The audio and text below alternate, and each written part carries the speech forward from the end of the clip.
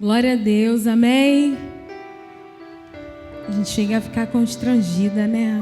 Do cuidado do Senhor na nossa vida. Irmãos, confesso, quando o pastor colocou lá nosso nome na escala, e eu lavando louça, né? Falando com Deus, Senhor, o que tu quer para a tua igreja? Aí o Senhor trouxe ao meu coração um texto. Só que eu já havia ministrado esse texto. Aí Jesus, fala outro. Jesus, esse eu já ministrei. Aí o Senhor falou comigo, filha, a palavra é minha.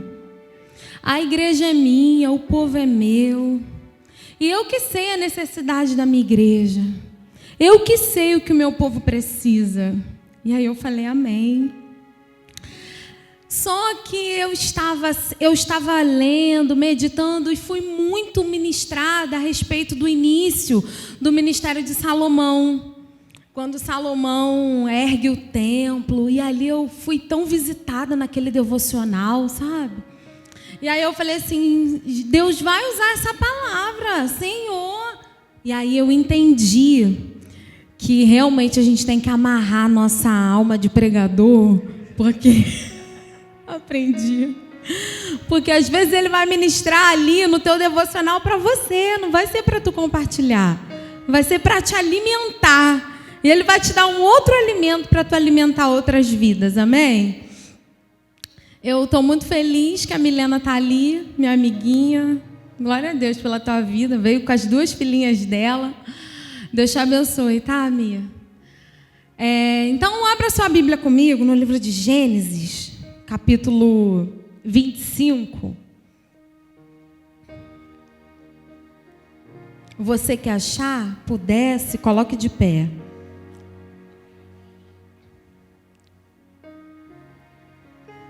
E é sempre com temor que a gente sobe nesse altar, né?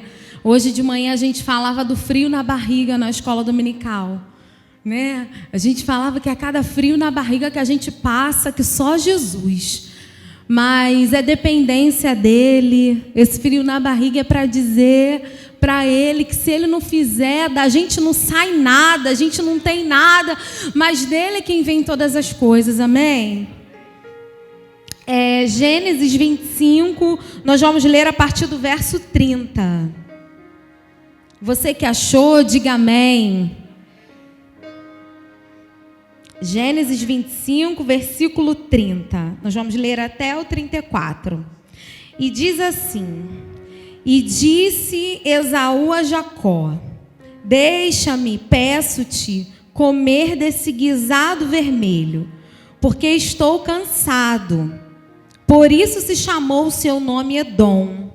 Então disse Jacó: Vende-me hoje a tua primogenitura. E disse Esaú: Eis que estou a ponto de morrer, e para que me servirá logo a primogenitura? Então disse Jacó: Jura-me hoje. E jurou-lhe, e vendeu a sua primogenitura a Jacó. E Jacó deu pão a Esaú e o guisado das lentilhas, e ele comeu e bebeu. E levantou-se e foi-se. Assim desprezou Esaú a sua primogenitura. Você pode sentar, tomar o seu lugar. Nós estamos diante do texto da formação da família de Isaac. E esse Isaac é aquele filho de Abraão, lembra? O filho da promessa? Que Sara era estéril, eles oraram, e aí o Senhor havia prometido que Abraão e Sara, que Sara iria gerar, é esse Isaac. Agora ele está crescido, formou a sua família lá com Raquel, e ele está lá formando a sua família, só que ela não pode gerar. E é engraçado porque a sua mãe também não gerava, mas ela também não pode gerar. A palavra do Senhor diz que ela é estéril. E o texto diz que Isaac ora insistentemente, incansavelmente, pedindo ao Senhor que eles formassem uma família, que ele pudesse ser pai, que ela pudesse ser mãe. E em resposta a essa oração, ela engravida. E a primeira coisa que eu quero falar para você nessa noite, que eu não sei qual é a mentira que Satanás tem colocado no teu coração acerca das tuas petições, mas eu quero te dizer uma coisa: o céu ainda responde oração. Eu não sei se você tem estado cansado, às vezes parece até oração repetida, porque o negócio não anda, não acontece, e muitas vezes parece que a gente quer esmurecer na oração. Isso é mentira do diabo. O céu ainda responde oração. E sabe do que mais? Que o inimigo quer privar a gente de contar o testemunho e dizer que o que a gente recebeu é resposta de oração. Cansar a tua voz, cansar o teu clamor. E eu não falo de orar como um filho mimado, quero porque quero, insistentemente pedindo a Deus algo, como se fosse só para a sua vontade. Mas eu falo de você guerrear pelaquilo que você deseja, pela questão do teu coração, o quanto daquilo que você quer você tem colocado diante do Senhor. Não deixa o inimigo calar a tua voz. Não deixa o inimigo enfraquecer as tuas súplicas. O Senhor é Deus que responde oração. Aleluia. Ele ainda responde a súplica do seu povo. E sabe o que eu vejo nas Escrituras? Quando eu leio determinados textos, a gente vê assim: e o Senhor atendeu a oração. E o Senhor respondeu a súplica do seu povo. Satanás quer cansar o teu clamor para você não viver coisas que só a tua oração pode fazer acontecer. É por isso que Satanás quer cansar a gente. E ele vive a resposta da oração dele. Eles geram. Raquel engravida. E de certo modo a gestação está até tranquila, mas determinado tempo começa uma guerra dentro dela, chutes, aquilo dentro dela, uma agonia. E a gente sabe que assim, até quem não teve problema para gerar, quando é na sua primeira gestação, a gente é muito aflita, não é? A gente é muito agoniada, a gente não conhece o corpo, não sabe ainda como é que é. E qualquer coisa a gente fica aflita. E eu vejo pelo texto a aflição da Raquel. O que está acontecendo dentro de mim? E não tinha ultrassonografia, não tinha mecanismo dela ver como é que estava, quem era, como era. E ela vai orar.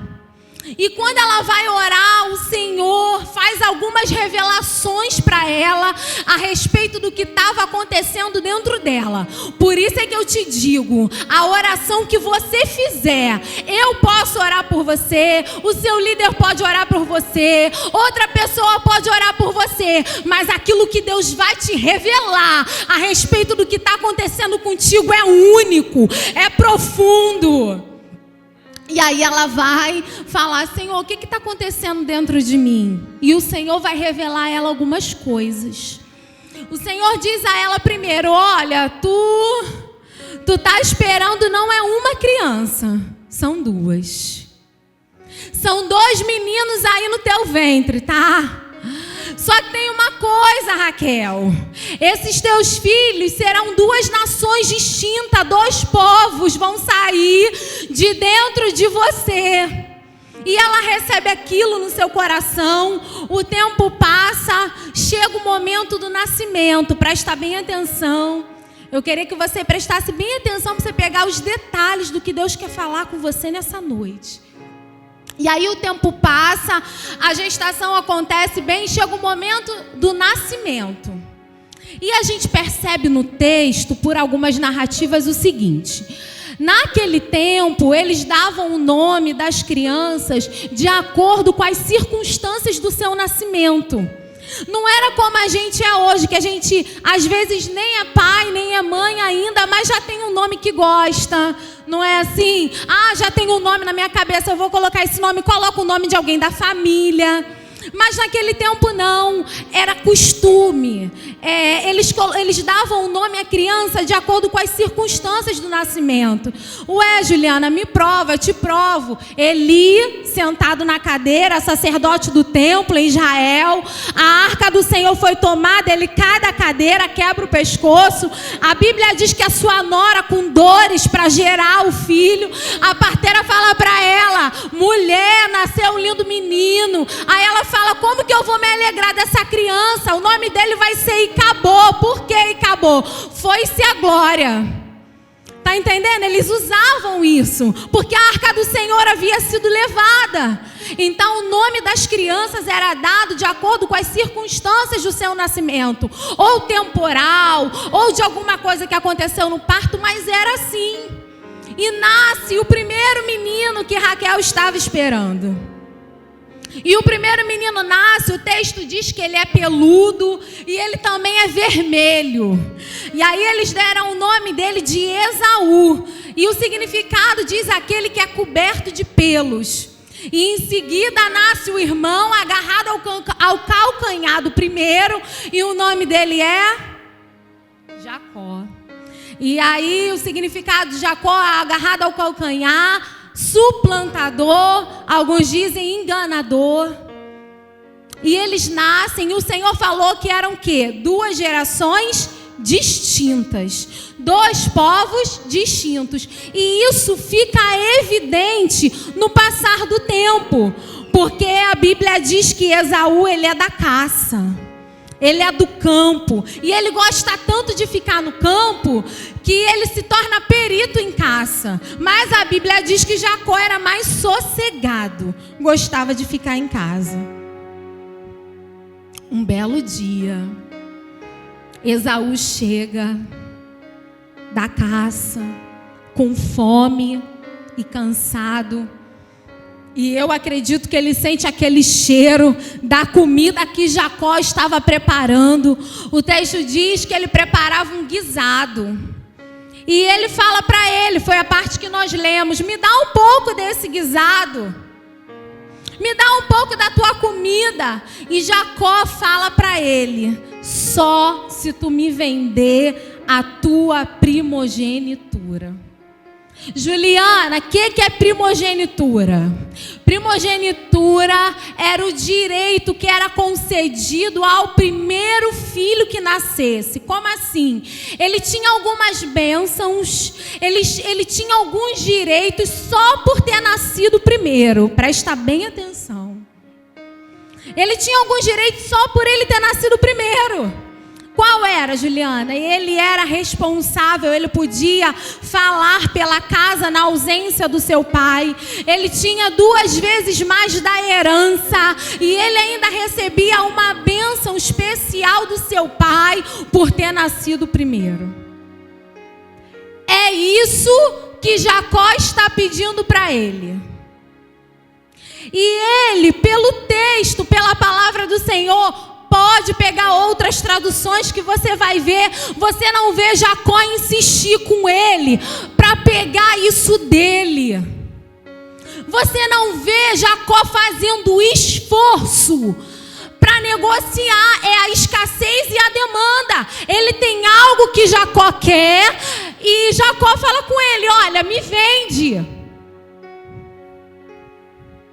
E ele, sem muito pestanejar, fala: de que me serve a primogenitura se eu morrer de fome? Eu estou falando para pessoas nessa noite que não tinham capacidade, não tem histórico familiar favorável, não tem posses, tu não tinha nada de valor, mas o céu te achou, te chamou, te deu um nome, te fez habitar em família, te tirou do laço do pecado. Isso é favor e isso é a graça que Deus derramou sobre nós. E se não fosse essa graça, nem eu podia estar falando aqui. A gente não era merecedor. E essa graça, irmãos, ela foi comprada com preço de sangue, não foi animal, foi o nosso Cristo entregue lá na cruz, para que eu e você recebêssemos esse favor. Não é a graça? E aí eu quero trazer para os nossos dias atuais, porque enquanto eu estudava, o Senhor falava comigo. Quantas características de Esaú a gente carrega, não valorizando aquilo que a gente recebeu de mais precioso, trocando por nada aquilo que Deus tem contigo, deixando para lá, tratando como nada os dons que Deus te deu, tratando como nada a graça que foi o favor que Ele te deu.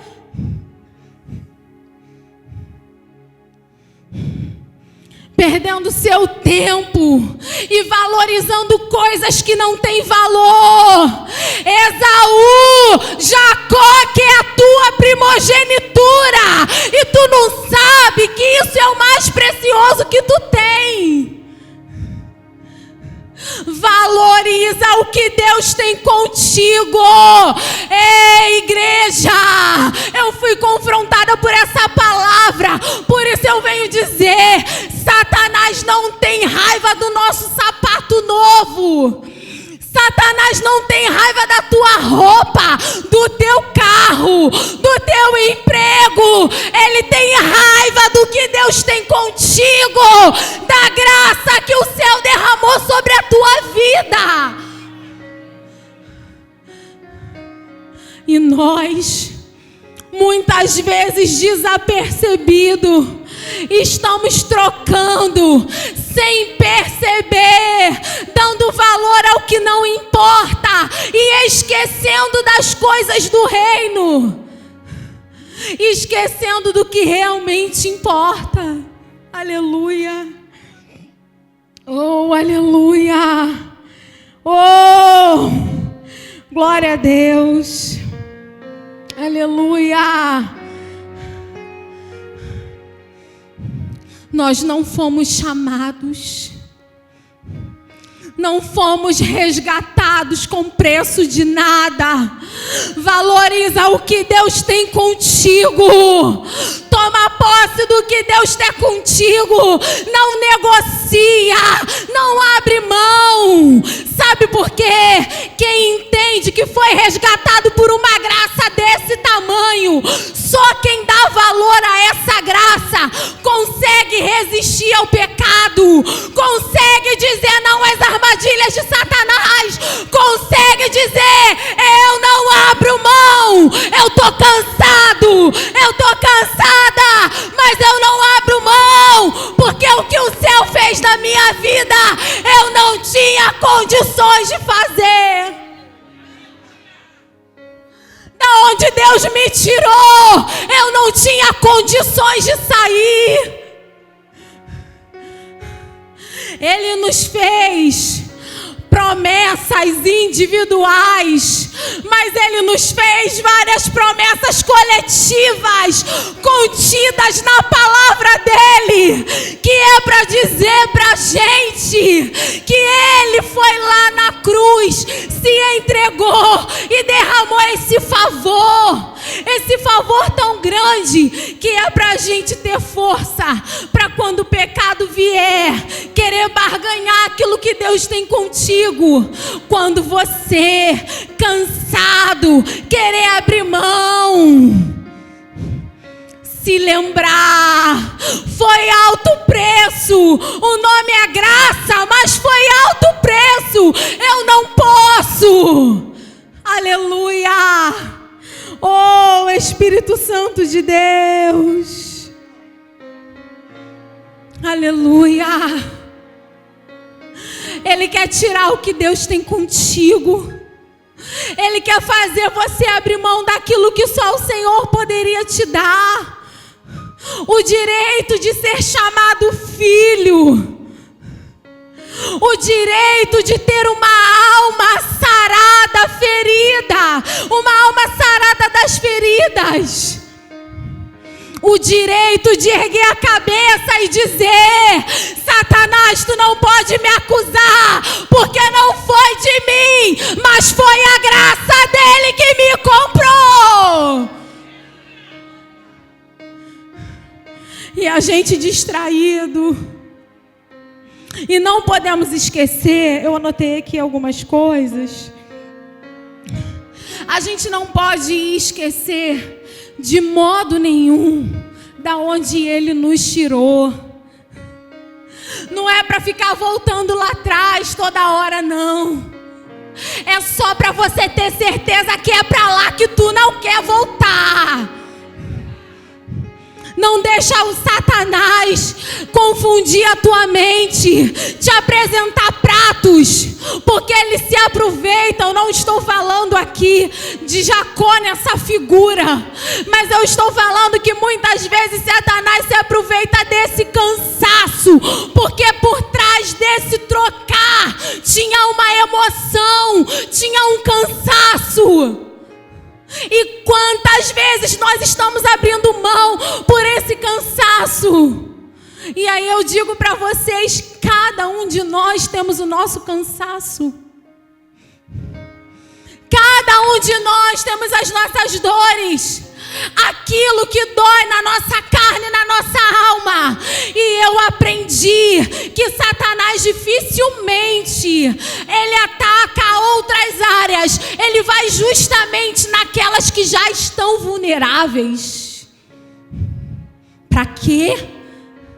Para que você troque mais facilmente. Fala para o teu irmão: não troca. Não vende, não negocia. Fala com ele com mais firmeza, irmãos. Não troca, não vende, não negocia o que Deus tem contigo. Aleluia. E isso me faz lembrar de Nabote. Quem lembra de Nabote? Dono das vinhas. Umas vinhas lindas. Lá em 1 Reis 21 você encontra esse texto. E a Bíblia diz que o rei Acabe ficou doido querendo as vinhas de Nabote, Lucas.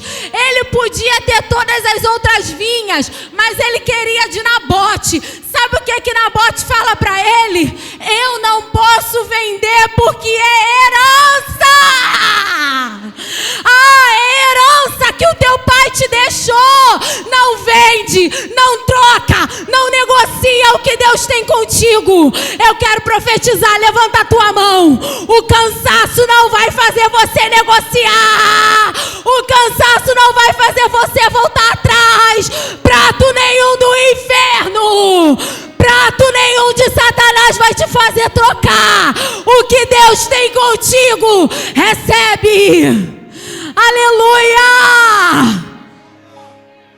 Nabote não vende. E daí que ele era rei. E daí quem apresentou o prato para você?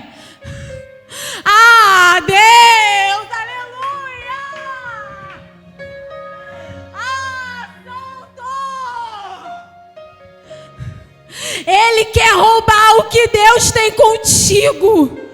Guarda isso no teu coração, porque o Senhor falou: Juliana, é necessária essa palavra, porque o primeiro passo para a troca é banalizar o que se tem.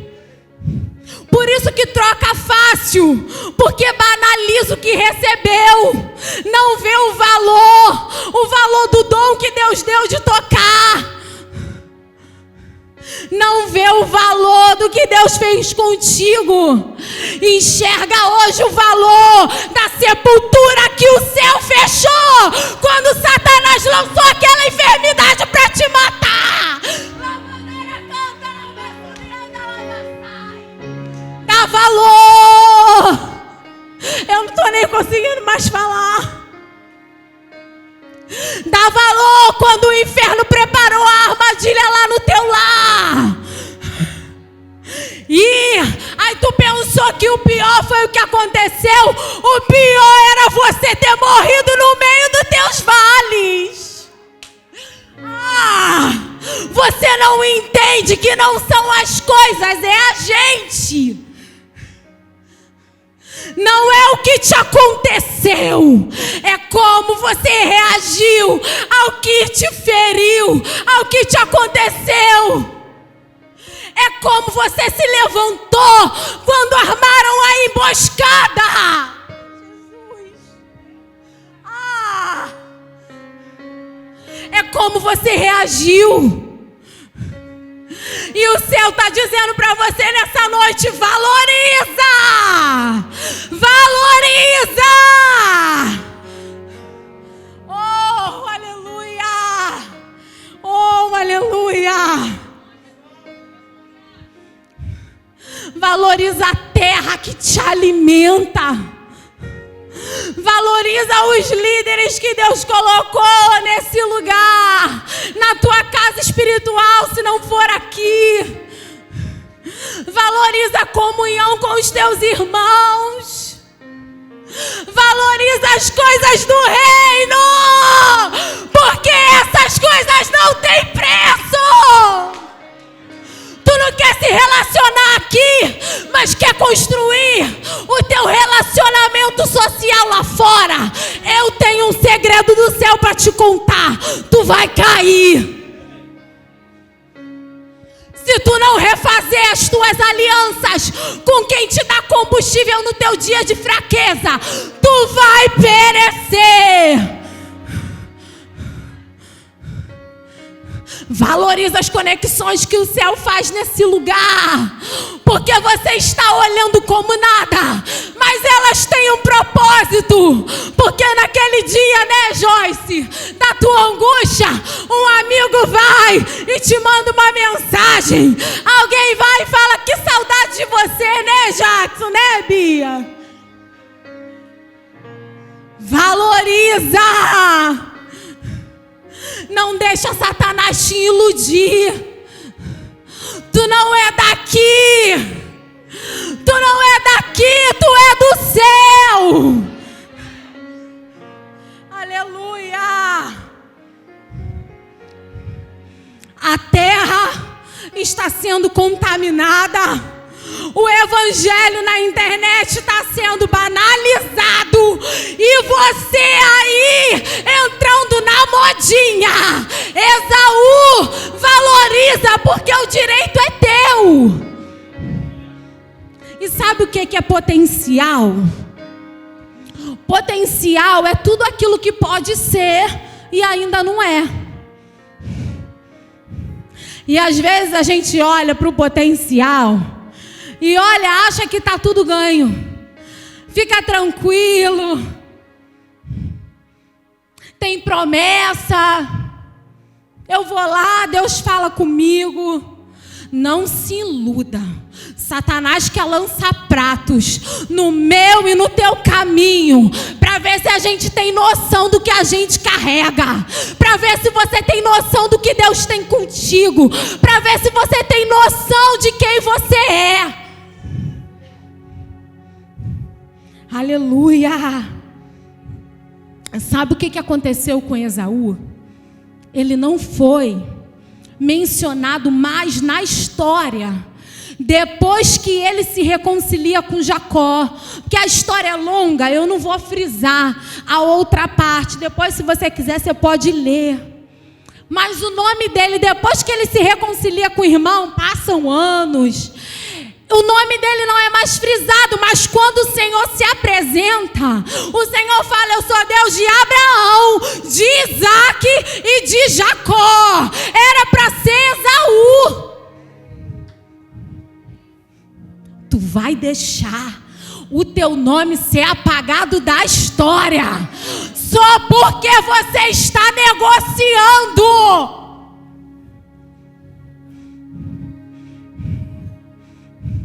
Tu vai deixar, aleluia,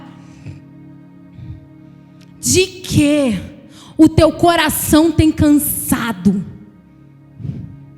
Esse cansaço, irmãos, é perigoso. Esse cansaço não é aquele físico. Eu falo de um cansaço emocional, um cansaço da alma, porque esse tô cansado de tudo vai te fazer banalizar o que o céu tem contigo.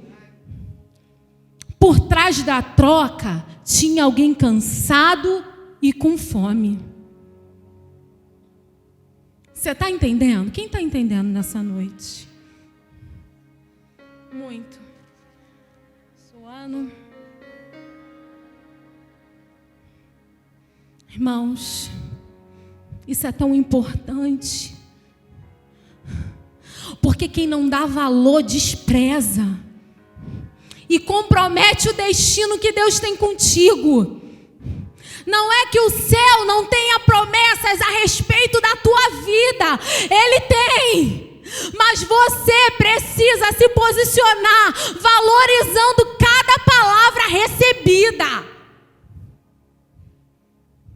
Aleluia. Eu quero que a igreja abra a Bíblia comigo lá em Isaías. Por favor, abra sua Bíblia comigo. E quem achar, se coloque de pé. Nós vamos ter um tempo de ministração que o Senhor ministrou em mim. E esse tempo de ministração é necessário. Mas eu quero que você leia esse texto. Isaías 40, capítulo 40, versículo 27.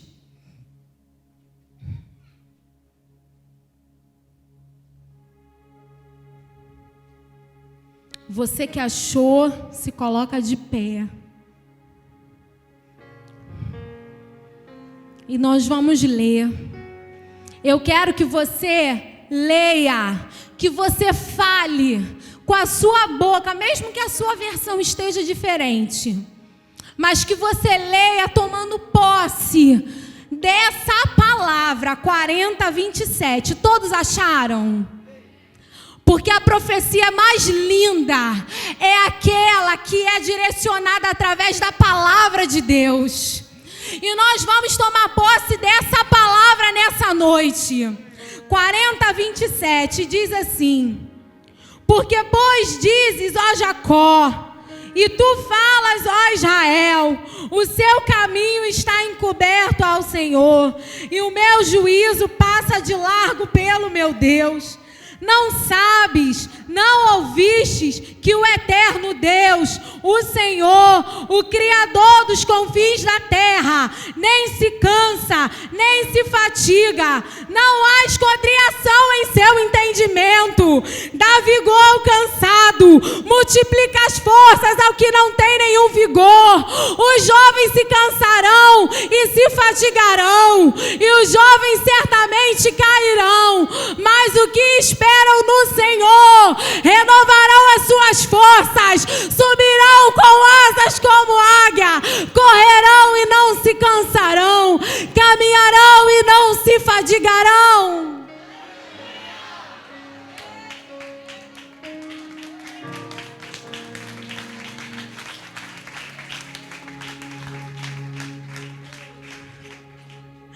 Tu não vai se cansar. Tu não vai entregar os pontos. Tu não vai negociar o que Deus tem contigo. Não vai. E sabe o que acontece? Quando Satanás começa a inverter as ordens dentro da gente, é para a gente começar a colocar a perder até as coisas que têm valor, que o céu prometeu, a tua família, a união que Deus te deu, o ministério, o chamado.